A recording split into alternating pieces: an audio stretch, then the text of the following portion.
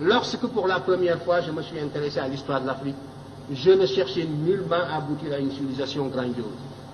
Il y a souvent un procès d'intention qui passe à côté des sentiments réels.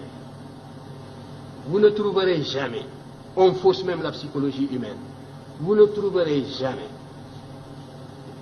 un peuple qui admire l'histoire d'un autre peuple. Prenez la Serbie, prenez n'importe quel peuple de l'Europe centrale.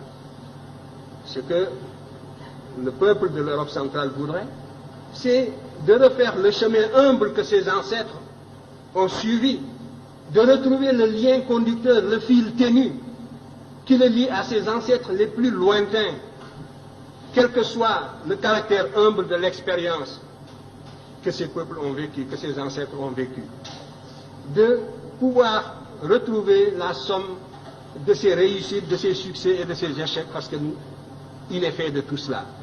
De la même façon, ce qui m'intéressait, c'était de remonter l'Afrique. Moi, quand je m'occupais d'histoire, nous étions presque une génération spontanée. On nous disait que le nègre de grande taille n'était pas un indigène de l'Afrique. C'était les théories, justement, de Rivet qui étaient en vigueur. L'Afrique était peuplée à partir de l'Océanie. Donc, le noir que vous êtes et moi, nous sommes des occupants. Nous sommes des étrangers qui sont venus sur un sol qui nous est étranger. Les seuls habitants de ce pays, c'était les pygmées. Le noir a devancé le blanc est venu, s'il est plus fort, il évince le noir qui est un étranger comme lui. Voilà les théories qui étaient en vigueur. Quant à l'origine réelle du noir, ça se perdait dans la nuit des temps. Et notre histoire était enseignée avec des dates qui apparaissaient comme des contes d'épiciers.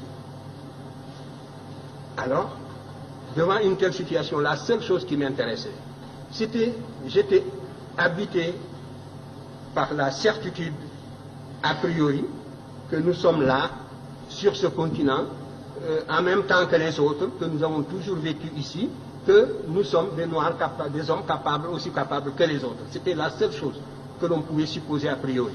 Et ce qui m'intéressait, c'était donc de retrouver ce chemin humble qui me conduirait à nos ancêtres les plus lointains. Et quand je suis tombé sur l'Égypte, mes camarades le savent de ma génération, j'étais gêné. Ça ne m'intéressait absolument pas de tomber sur l'Égypte, pour ce que je cherchais. Si le fil conducteur, c'est la continuité, c'est la restauration de la conscience historique qui m'intéressait. C'est cette conscience historique qui est le ciment, qui réunit les individus d'un peuple, qui fait qu'un peuple n'est pas une population, un agrégat d'individus sans lien. C'est ce sentiment historique seulement que je voulais restituer, restaurer. Et je ne pouvais pas non plus, en aboutissant à l'Égypte, falsifier l'histoire par complaisance pour être dans le vraisemblable du moment. C'était tout. Alors, on me demande... Oui, le motif de déplacement, les migrations, vous savez, les migrations, il y a toujours une pression matérielle, soit des intempéries, phénomènes climatiques, sécheresse comme au Sahara, voilà, nous le savons. J'ai identifié plusieurs voies de migration. Le Sahara, à partir de moins 7000, j'ai établi des datations au C14 qui nous donnent un Sahara qui commence à se désertifier vers moins 7000, même, oui, j'ai trouvé même des dates de moins 8000. Donc, à partir de là, le Sahara se désertifie. Les populations qui étaient plus au nord sont montées vers l'Afrique du Nord. Et les Noirs qui sont en Afrique du Nord, ce ne sont pas seulement des Noirs qui sont allés là-bas du fait de l'esclavage du Moyen-Âge. Ils font partie aussi d'une source très ancienne. Et les populations qui étaient plus au sud sont descendues. C'est les Proto-Vangara qui sont descendus vers le sud, d'autres sont allés vers l'est. Donc, il y a là une cause climatique de déplacement de peuples. Je vous ai dit que les déplacements se font à la petite semaine. Il y a 2400 ans, ce qu'on appelle la dernière période humide. Toute l'Afrique était couverte de prairies herbeuses. Donc, on pouvait se déplacer depuis la vallée du Nil jusqu'à l'océan Atlantique en marchant derrière des troupeaux. Par conséquent, là aussi, il y a une voie de migration. Maintenant, il y a la corrélation également entre des événements intérieurs et des événements extérieurs. Il est certain que le sac de Thèbes par les Assyriens, la façon féroce dont les Assyriens ont détruit la ville de Thèbes en 663, a eu des répercussions comme l'occupation de Paris par les Allemands, mais ça n'a pas duré. Donc la métropole noire, une fois qui était vénérable, millénaire, la première fois qu'elle a été mise à sac, ça a eu des répercussions profondes sur les populations africaines qui vivaient presque attirées comme en formant une sorte de grappe autour de la vallée du Nil. Dans les publications prochaines, je montrerai que les Égyptiens étaient descendus jusqu'au Chaba, c'est sûr, jusqu'au Zaïre. Nous avons des preuves archéologiques de tout cela. Nous avons des preuves archéologiques qui sont venues ici, des preuves relevant de la linguistique d'autres pays qui sont venus justement jusqu'à la boucle du Niger. Ça concerne la première question sur laquelle je dirai un mot. Tout cela, donc, des motifs climatiques, une pression extérieure, la victoire, la perte de la souveraineté nationale de l'Égypte a fait que les populations africaines se sont relâchées et se sont repliées sur elles-mêmes à l'intérieur pour former des royaumes à l'intérieur. Alors que jusque-là, l'Égypte était la grande métropole, un peu comme les Germains qui étaient de l'autre côté de la rive du Danube par rapport à la civilisation, au foyer romain.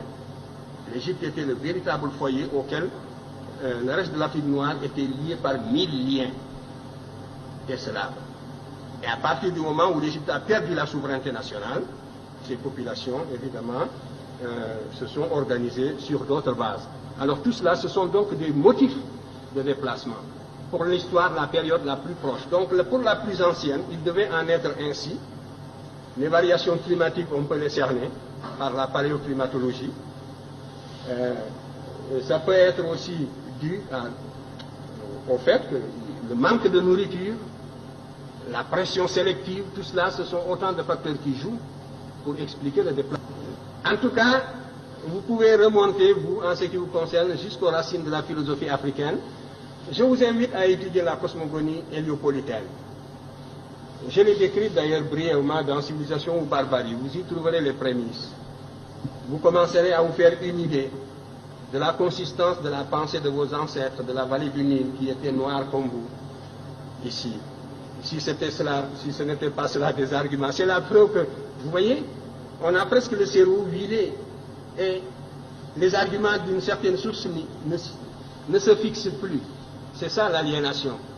Parce que vous demandez, que valent donc ces arguments-là? Est-ce que j'ai inventé les projections que je vous ai faites, que vous pouvez retrouver dans la vallée du Nil, où vous trouverez justement cette civilisation qui est discutée, ces agents qui se sont représentés plus noirs que vous-même. Mais déjà, vous avez des œillères de l'éducation colonialiste et vous ne pouvez plus voir cette réalité palpable. C'est ça la cécité intellectuelle. Vous comprenez? Où est la raison dans cette éducation?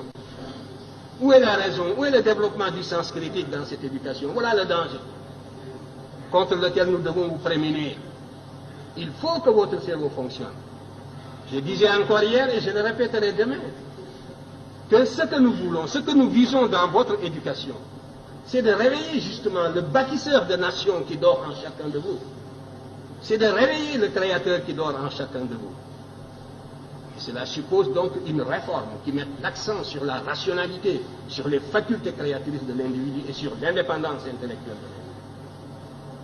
Voilà le but que vise mon enseignement en tout cas. Et si je ne l'atteins pas, c'est bien. Les moyens de prouver, ce sont les moyens scientifiques. La critique scientifique, n'est-ce pas, c'est une méthode. Moi, j'ai utilisé tout l'arsenal des méthodes d'investigation et des méthodes de preuve. J'ai esquissé même des méthodes nouvelles pour l'histoire africaine. Que justement, les maîtres que